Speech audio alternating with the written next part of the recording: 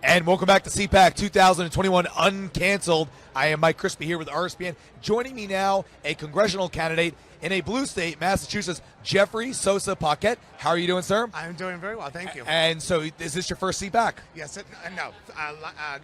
Florida was my first. So. Okay, Florida was your first. So what's your take on the atmosphere? I mean, we have a lot of people, grassroots are coming out. What's your thoughts on the base here in the couple days? It is amazing to feel America alive and breathing.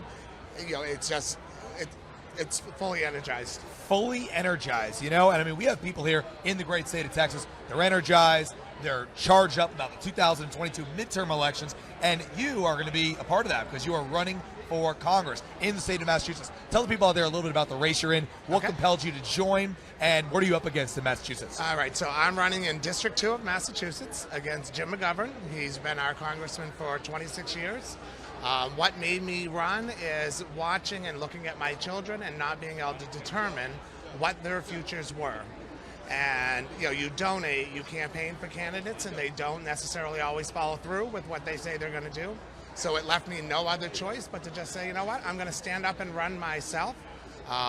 You know, my first campaign was really to run in 2020. Unfortunately, I got sick and had to go through 4 brain surgeries and learn how to talk again. Really? And so now I'm back and I'm running. That is actually a pretty incredible thing. You had 4 brain surgeries, had to learn how to talk again, and you were going to run, and then you had to drop out because of that, and now you're back. That's a great story of resiliency. So what is the political climate in a state like Massachusetts? Obviously, you have a governor there, Charlie Baker, who's a Republican, but a very big rhino. What's the sentiment in the Massachusetts GOP? The Mass GOP, if I'm being honest, Mass GOP right now is very dysfunctional. You know, there's too much infighting amongst the party itself. So I'm just running my campaign and ignoring what's happening with the dysfunction right now with the Mass GOP. Let them work it out.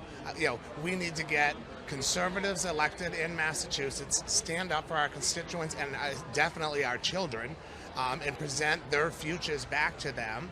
So that's what I'm focused on. What would be some of the key things that you'd be advocating for in Congress if you were elected? Obviously, we see some issues right now, especially in these deep blue states, critical race theory, you know, the Second Amendment coming under assault.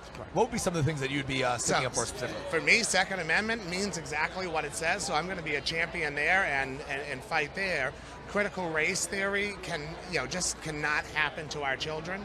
I believe in states' rights, and so I would like to see federal government programs brought back to the states and stuff for like the opioid crisis. We lost 85,000 Americans last year. Yeah, it's insane. So for me, I'm very much a states' rights guy.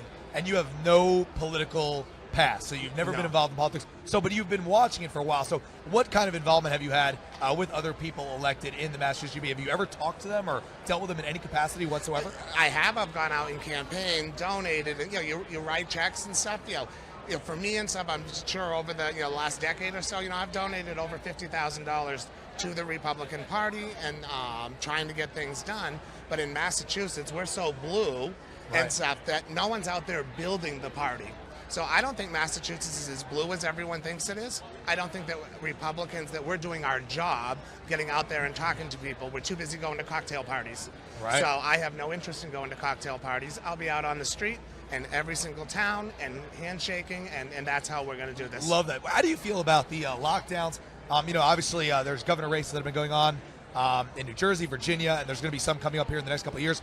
Charlie Baker turned some heads with some of his policies with COVID shutdowns as a Republican. What are your thoughts on that?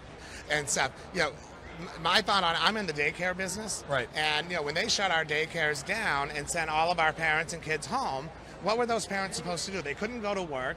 Then I reopened as an emergency center, which brought in a whole new population of children and stuff, but yet the parents that have been with me for 5 years with their kids, they're all sitting at home because they can't go to work.